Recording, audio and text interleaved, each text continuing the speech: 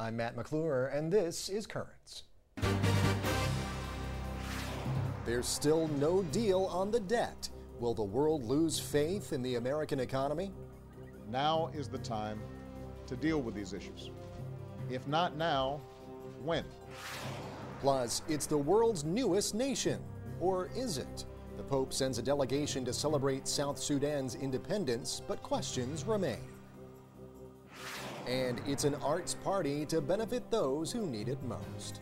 Artists are seekers. Artists are looking for transcendence, for the meaning of the universe, and so are people of faith.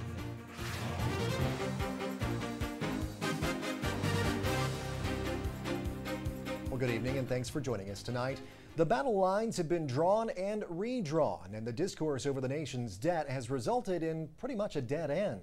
CNN's Emily Schmidt has the latest. Now is the time to deal with these issues. If not now, when? With 22 days until a debt talk deadline, President Obama said it is time to reach a deal. If each side wants 100% of what its ideological predispositions are, then we can't get anything done. The president's plan to stake out his position publicly comes after another round of private negotiations at the White House. President Obama told reporters it's important to reach a deal within the next 10 days, but a Democratic congressional aide tells CNN 75 minutes of talk produced no breakthroughs. If Congress does nothing about raising the $14.3 trillion debt ceiling, the government could go into default. Political sticking points range from entitlements to spending cuts to ending tax breaks for the wealthiest Americans. 2 days ago, John Boehner said, I'm not going to participate in talks if it means that we're going to have to close corporate tax loopholes. That is not acting like an adult. That is partisan game playing. Even the Democrats agree that raising income tax on those people that we hope will create jobs is really not the appropriate thing to do. I think at a certain point there will be an increase in the debt limit. I think it will be a smaller package. Later today, congressional leadership is slated to meet at the White House to take up negotiations yet again. That was CNN's Emily Schmidt reporting. Well, for many, the debt limit increase talks have less to do with money and more to do with morals. For those whose guideposts might be social justice or Catholic social teaching, which advocates caring for the poor, what our government decides to cut or cap speaks volumes about who we are. But is there a silver bullet solution as the debt ceiling deadline approaches? Well, as the financial crisis gets boiled down to raising taxes on the wealthiest Americans or spending cuts to programs like Medicare and Social Security, which path should the country take? Well, joining me now on the phone for this discussion is Jordan Sekulow. He is the Director of Policy and International Operations for the American Center for Law and Justice. He's also a contributor to the Washington Post's On Faith panel. Jordan, thanks so much for joining me. Really appreciate it. Thanks for having me.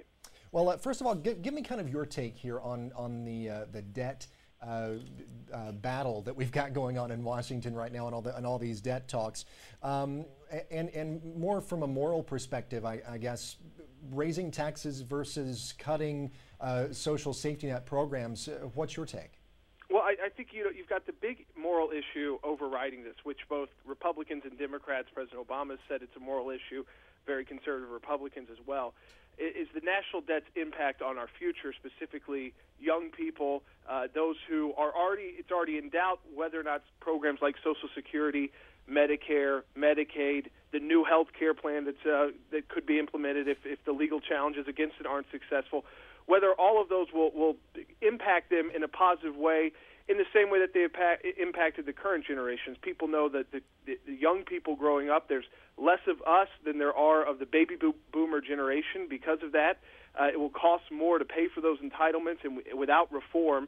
And the idea that we're already saddling our future with $14 trillion in debt. Since President Obama's taken office, we've added another $4 trillion to debt. It's really destructive for the country. Sure. And last year, I'm sure that the Obama administration would say this, or Democrats on Capitol Hill would say, well, we've already extended the tax relief put in place by the Bush administration years back. We already extended that this past year. Where are the jobs now? I mean, these people aren't creating jobs under this current tax code, so something's got to give. What would you say to that argument? Well, listen, if people who have looked at the bailout, they've looked at the federal government, they realize that the federal government's work in the private sector doesn't really pan out. It takes too long for bailout funds to get out, for stimulus funds to get out, and so by the time they get out, we've already moved on to another economic crisis. The idea that you raise taxes on employers, we've got the highest corporate tax rate in the developed world, and so they're already suffering. That's why jobs move overseas, one of the reasons.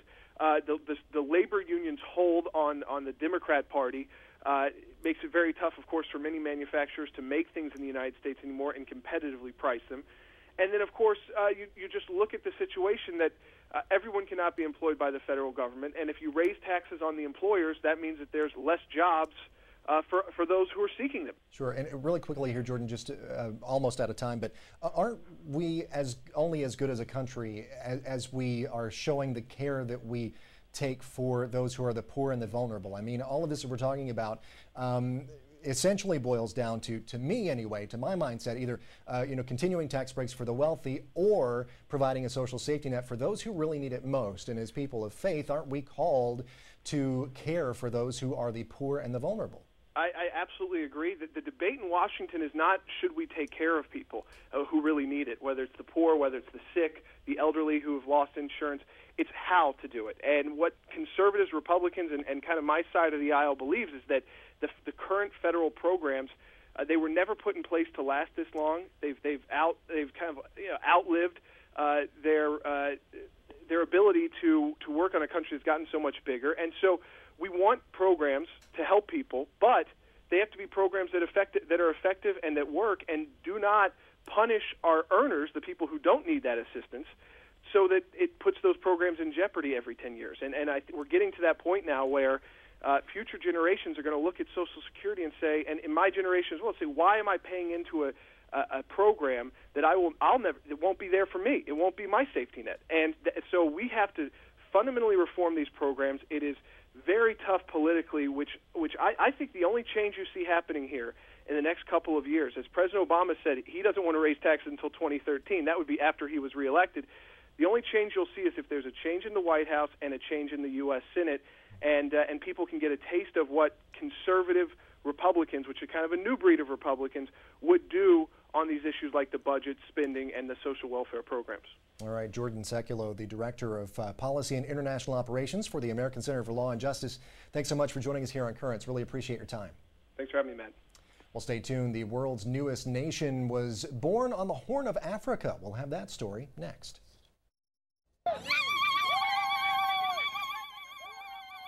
Well, the Republic of South Sudan became the newest nation to make its mark on the world map this Saturday, with Christians in particular celebrating their independence from the mostly Muslim Arab North. The new nation was born from the blood of a civil war that locked Sudan in perpetual battle for over 2 decades.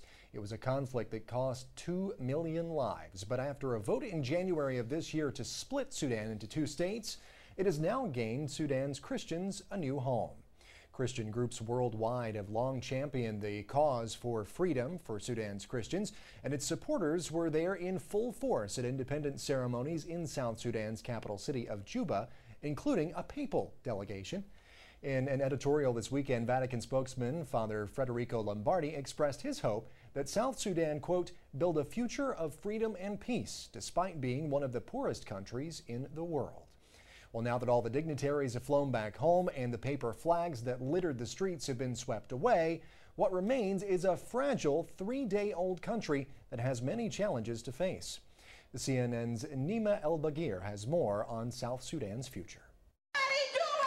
It was a day of celebration and reconciliation as the flag of the Republic of South Sudan was raised in front of President Omar al-Bashir, the President of the Republic of Sudan.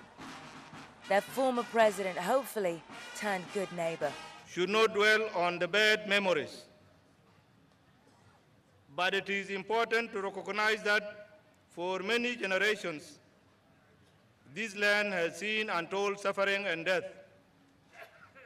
We have been bombed, maimed, enslaved, and treated worse than a refugee in our own country.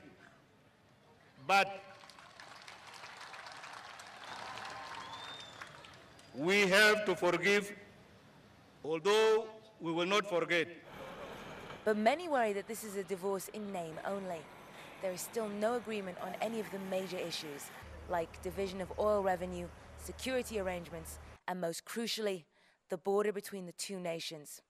And it is that disputed border that is threatening to return today's show of support into a return to war.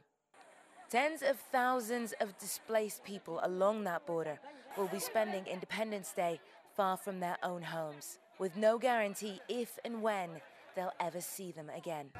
After more than half a century of revolt, the Republic of the South of Sudan is fulfilling its dream. The people have won the right to write their own history. But as the clouds of war continue to gather at their new northern border, what they choose to do with that right is now a question only they can answer. That was CNN's Nima El-Bagir. Well, stay tuned. Internal conflicts and potential border war are not the only challenges South Sudan faces. Mother Nature may prove a fatal foe on the path to independence. We'll have that story plus the rest of the day's headlines next.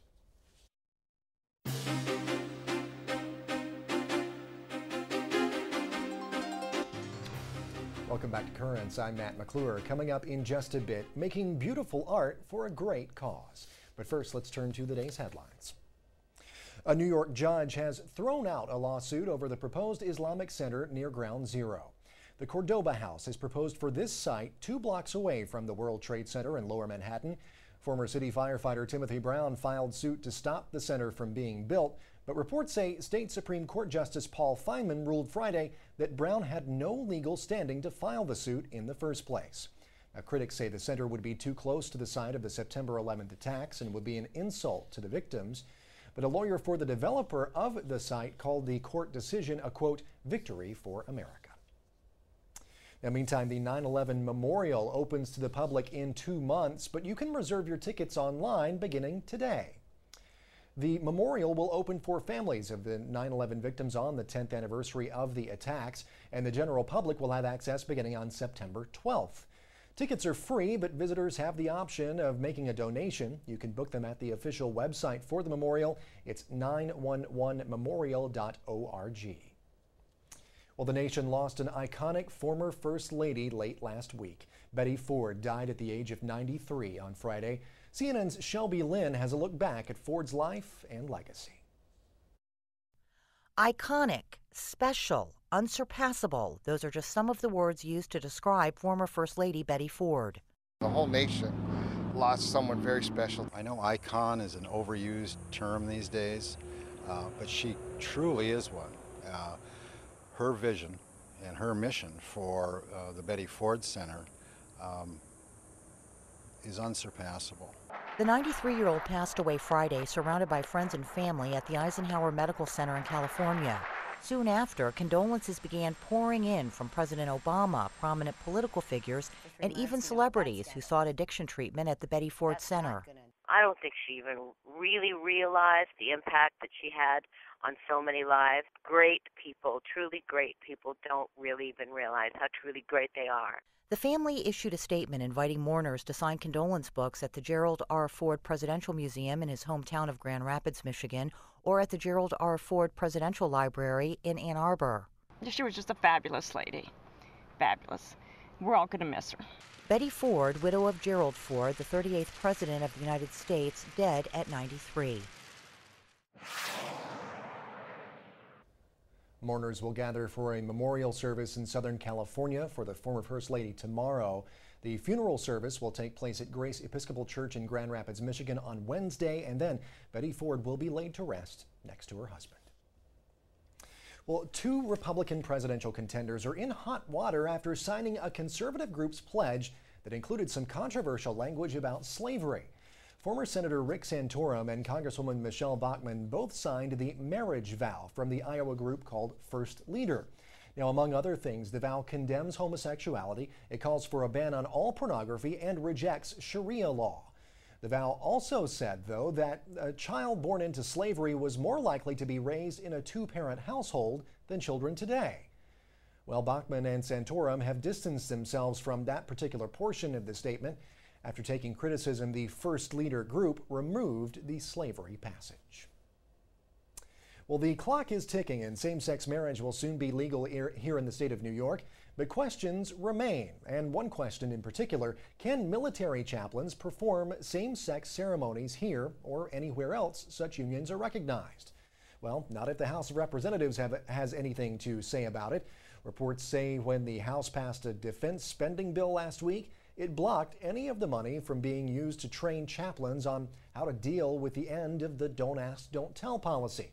Well, the amendment's sponsor said his goal was to keep the chaplains from performing same-sex weddings on military bases, regardless of state law. Well, in Africa, South Sudan celebrates becoming the world's newest nation. It's also dealing with a humanitarian crisis. The worst drought in 60 years. The entire Horn of Africa, including Kenya, Ethiopia, Somalia, and South Sudan, are suffering under the drought, with millions of people facing the possibility of starvation. A spokesman for the Catholic Agency for Overseas Development says urgent help is needed in the region. The UN World Food Program says it's already helping 6 million people, but as the drought worsens, that number is expected to rise. Well, Catholic bishops in the Philippines are returning several cars donated by government officials after media reports spawned allegations that some bishops accepted them as bribes. Reports say the bishops made the decision to return the cars at a meeting over the weekend. Filipino law prohibits the use of state funds for religious purposes. Well, as the rift between the Vatican and China continues to grow, the date has been set for the ordination of yet another bishop without the Holy See's approval. The ceremony is set for July 14th in the southern province of Guangdong. Just days ago, the Vatican warned Chinese clergy that they could face excommunication for participating in unauthorized ordinations. The government-backed Catholic Church in China is not recognized by the Holy See, but a separate underground church is in communion with Rome. Well, Pope Benedict began his vacation at Castel Gandolfo with his first Angelus there over the weekend. And as we hear from Rome Reports, the pontiff also met with families of the victims of piracy. During the Pope's first Angelus at Castel Gandolfo, Benedict XVI talked about the hundreds of victims all over the world who are being held captive by pirates. Assicuro la mia preghiera anche per I marittimi che purtroppo si trovano sequestrati per atti di pirateria. Auspico che vengano trattati con rispetto e umanità e prego per I loro familiari affinché siano forti nella fede e non perdano la speranza di riunirsi presto ai loro cari. After the Angelus, the Pope met privately with some of the family members of those who are being held captive by pirates.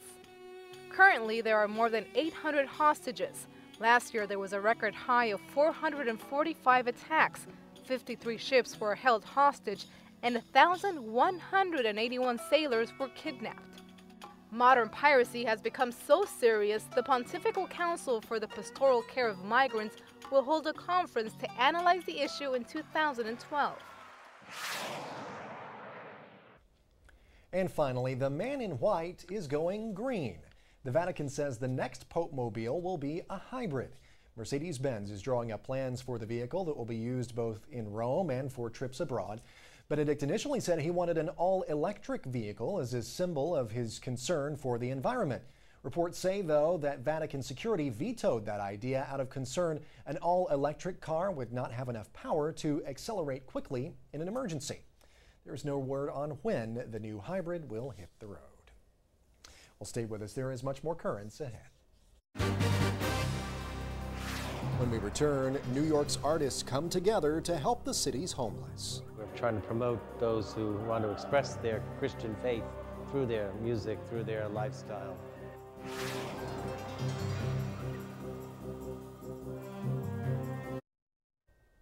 And finally, New York City's East Village neighborhood is probably best known for its funky art scene than its churches. But Saturday night, the two came together, not in a clash, but in a communion of like-minded institutions. Yet the long relationship between art and the church is not only well noted, but it is alive and well. And whether you're putting brush to palette, fingers to string, or type to paper, art has always been a medium through which people have sought to express their higher yearnings and also their religious beliefs. This weekend, courtesy of Arts NYC, art also became an expression of the heart, as proceeds from the East Village Arts Party at Immaculate Conception Church went to benefit the Meatloaf Kitchen, which serves freshly made meals to needy New Yorkers 365 days a year. This is the 2011 East Village Arts Party, hosted by Arts NYC. It hosted at Immaculate Conception, who graciously gave us the opportunity to exhibit here. This parish is in the hearts of the artistic community in New York City. Artists are seekers. Artists are looking for transcendence, for the meaning of the universe, and so are people of faith, and so is the Catholic Church. The proceeds for this event are going to the Meatloaf Kitchen, which is a soup kitchen serving the homeless every Saturday without stop for 20 years, and they're located around the corner down the street. This is actually very exciting for us because for the very first time in 28 years of history, we've have a fundraising event to this scale with this many people involved. This emotional paleontology is digging up pale bones of memory. The past is the last place I want to be caught up. It's rare that I would come from Brooklyn to Manhattan for a fun night out. Usually I'm in Brooklyn, that's where most of the art that I take in is, but I heard this was in a church and I was like intrigued. I think it's kind of cool to bring a lot of different variety into an event like this. I certainly enjoy the dancing and I'm about to enjoy the classical music.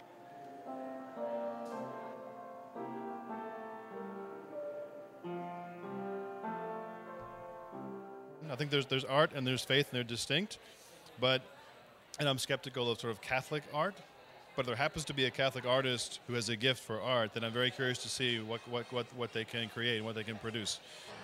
I work for an organization called Movie to Movement, and our main goal is to promote a culture of life, love, and beauty. And we do that by producing films that are beautiful and that have a positive message in them. We're trying to promote those who want to express their Christian faith through their music, through their lifestyle. And oftentimes they are swallowed in the secular, bohemian, kind of carefree, ne'er-do-well lifestyle. And this way they have an opportunity that there are actually others like them, but they're not alone.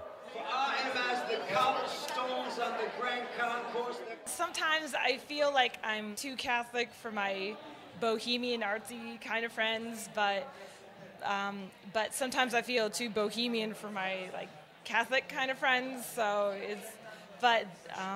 being here, it's a cool mixture of both. Like a great time there. And last year this party happened in Soho, so you never know. I mean, your neighborhood might be next to host an arts party. Be sure and keep your eyes peeled, your ears open for the next installment of this movable feast of culture and charity. Well, that is it for this edition of Currents, but be sure and join us tomorrow as we'll continue to follow the continuing debt talks. Until then, though, be sure and visit us online over at currentsny.net. You can go there and watch selected reports and also full broadcasts of the show. You can also friend us on Facebook and follow us on Twitter. Our Twitter handle is @CurrentsNY. For all of us here at Currents, I'm Matt McClure. Thanks so much for watching us and have a great night.